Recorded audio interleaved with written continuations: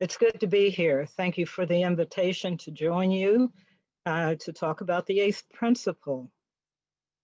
The world around us is constantly changing. And right now, things are changing at a rate that few of us would have ever imagined. Church communities help us to stay grounded during times of change in our lives. Unitarian Universalist minister Manish Mishra Marzetti said about change, and I quote, "Nothing is static. The ground shifts, sometimes slowly, reminding us that the solidity we often love and seek is an illusion.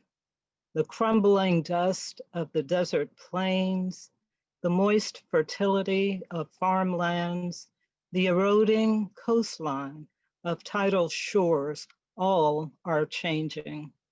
Committees dissolve or are created. Leaders retire or step away. Ministers come and go. Bylaws are amended. New experiences lead to new truths, which foster evolution. The natural course of life, always pushing us toward greater understandings of what it means to be human. Everything about our existence points toward change, flexibility, and dynamic recreation. The ground shifts, sometimes slowly, sometimes like an earthquake. Nothing is static." End of reading. Each generation is born into change. Each generation has a new starting point. We, those of us in our middle and senior years, are manifesting changes that began years ago, and our children and youth will do and are doing the same. This excites me about the eighth principle, and I want to applaud the youth group and their comments about the eighth principle. Our children and youth in some UU religious education settings are learning about the eighth principle, and it'll just be second nature as they grow up. The eighth principle is already aligned with the reality of the world in which they live. We owe it to them to do our part to make it a reality in their home congregations. Language opens up the possibility of change for us.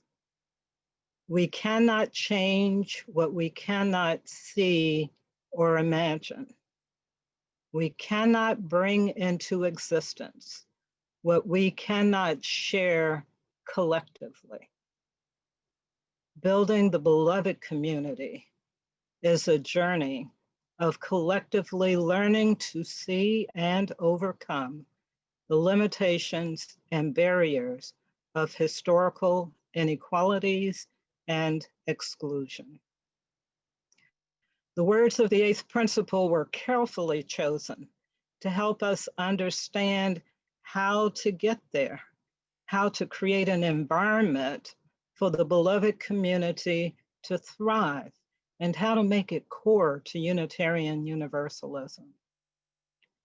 The eighth principle strengthens the relevance of Unitarian Universalism in our society and in the larger world.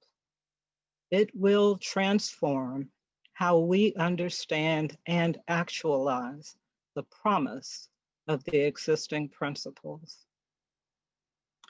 For many of us, our principles serve as a covenant or our promises to one another.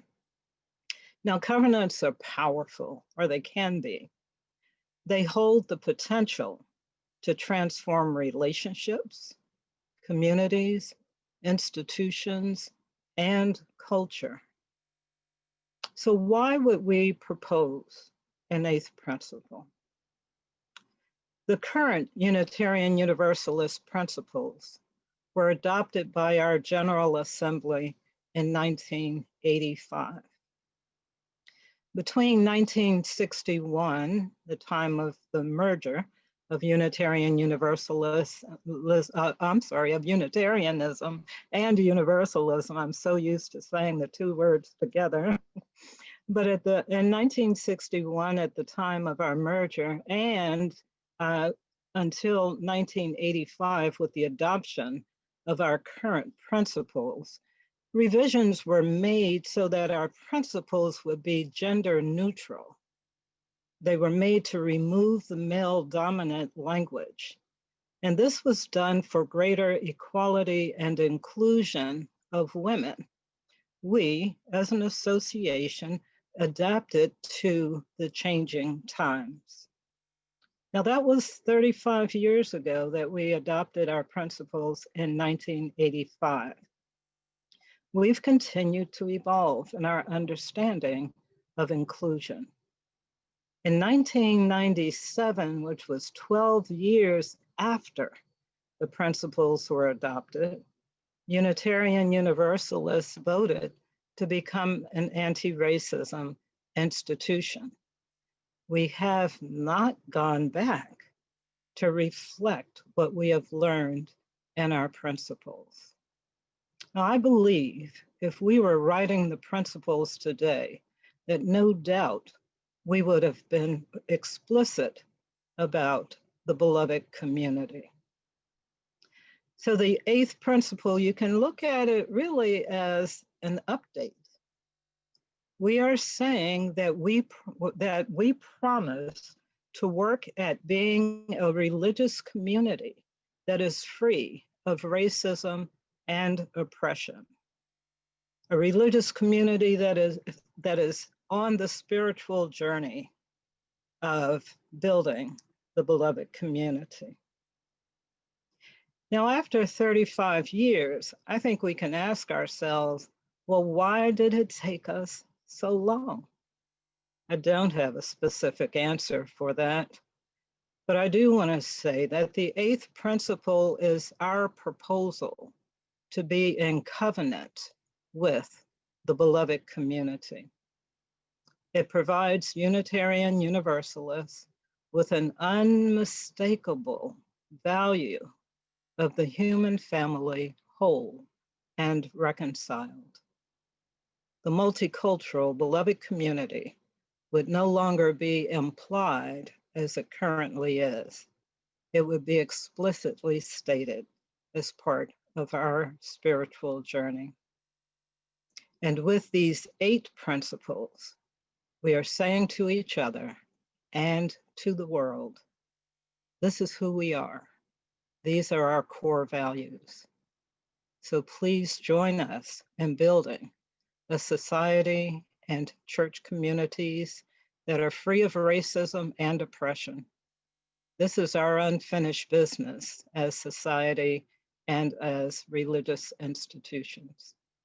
Collectively, we can do this, and we owe it to those who have gone before us and done this work, to those that are working at it now. We owe it to our children, and we owe it to those who are yet to come.